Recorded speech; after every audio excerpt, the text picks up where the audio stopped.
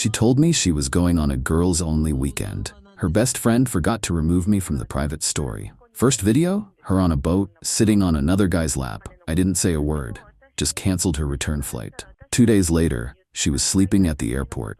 Before we start the story, huge thanks for 4,000 subscribers. I'm so grateful for all the support. Let's keep it going. If you're new here, hit that subscribe button and help us reach 5,000. I've worked for the same airline for almost 9 years. Started as baggage handling during college, moved to customer service, and now I manage route scheduling for our East Coast operations. Not the most glamorous job, but it comes with decent pay and killer travel benefits. Those perks extended to my girlfriend Sarah during the 3 years we were together. Free companion flights, hotel discounts, priority boarding, the works.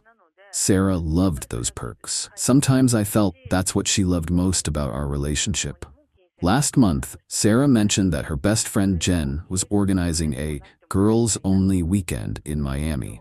She'd been stressed with her nursing job, and I thought the getaway would do her good. I even used my employee discount to book her flight, adding seat upgrades and arranging for a complimentary bottle of champagne to be waiting when she boarded. What can I say? I wanted to surprise her. The Thursday before her trip, I helped her pack. She was giddy with excitement, talking about beach days and spa appointments.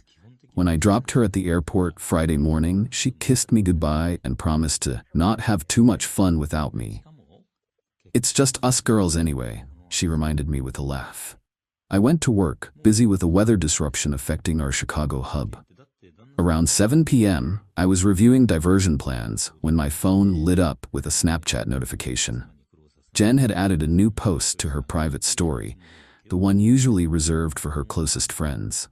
I hadn't realized I was still included on this private story. Jen and I got along well, but we weren't particularly close. I clicked on it without thinking much, expecting to see typical vacation photos of cocktails and beach shots. The first video stopped me cold. There was Sarah on what looked like a chartered boat, sitting comfortably on some guy's lap, his arms wrapped around her waist. She was laughing, leaning back against him while he whispered something in her ear.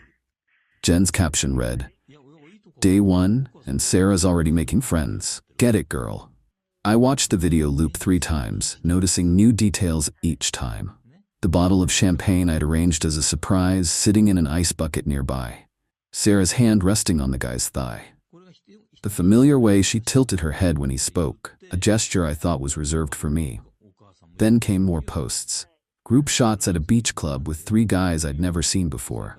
Sarah dancing closely with the same guy from the boat. A boomerang of them taking shots together, his arms slung around her shoulders. This was clearly not a girls-only weekend. My first instinct was to call her immediately, demand explanations. But something stopped me. Maybe it was pride, or maybe it was the sudden clarity that came with undeniable evidence.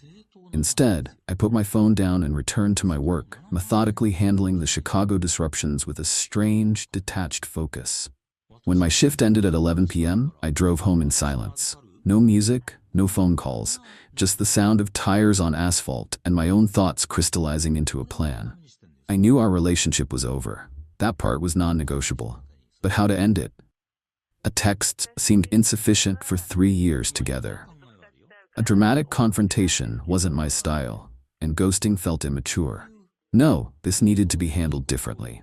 When I got home, I opened my laptop and accessed the airline's employee portal. Sarah's return flight was scheduled for Sunday evening.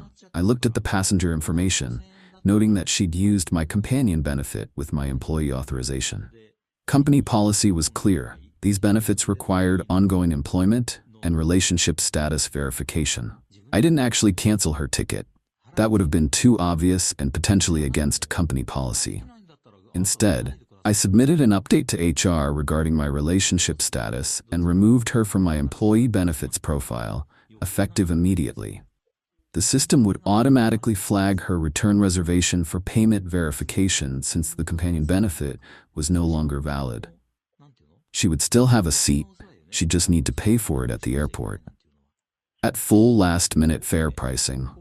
Then I went upstairs and began methodically packing her things, not in anger or haste, just efficiently sorting what was hers from what was mine. Clothes in suitcases, toiletries in boxes, books and knickknacks carefully wrapped. 3 years of accumulated belongings organized and ready to be moved. I didn't touch her Snapchat or Instagram notifications again. Didn't need to.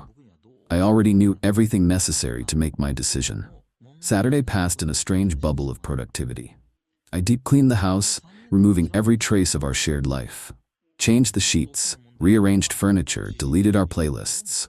All while Sarah's story continued updating with more Miami adventures, completely unaware of what awaited her.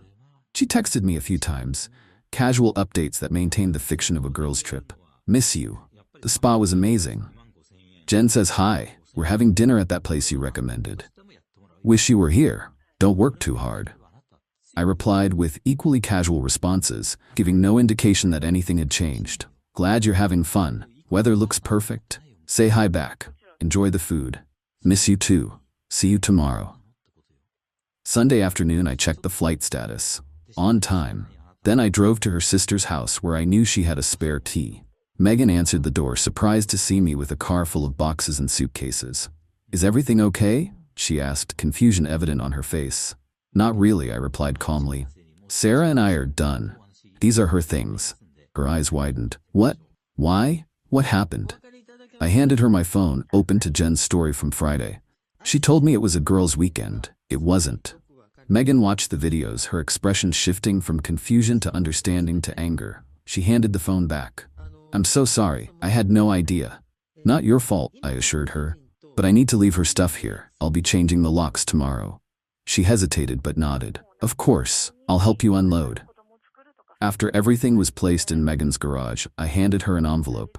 Could you give this to Sarah when you see her? It's my only copy of the house key and an explanation letter. I will, she promised.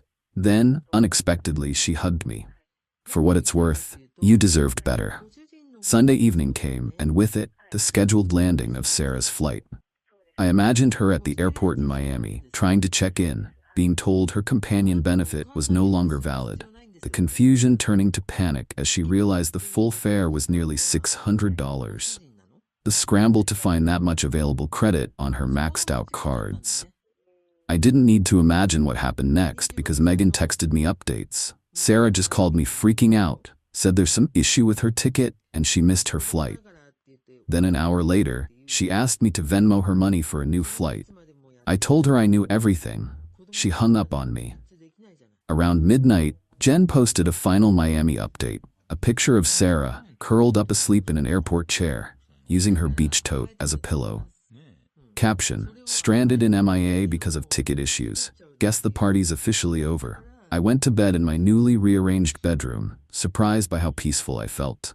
Monday morning, my phone exploded with notifications. Sarah had finally pieced everything together and was livid. Her texts came in rapid succession.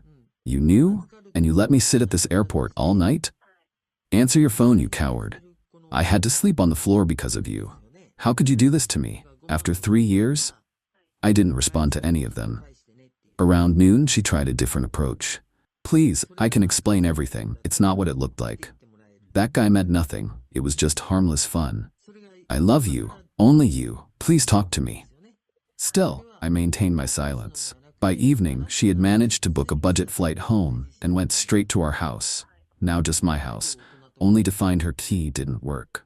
According to the security camera notification, she rang the doorbell repeatedly, then sat on the porch for almost an hour before finally calling her sister. Megan picked her up and presumably delivered both her belongings and my letter.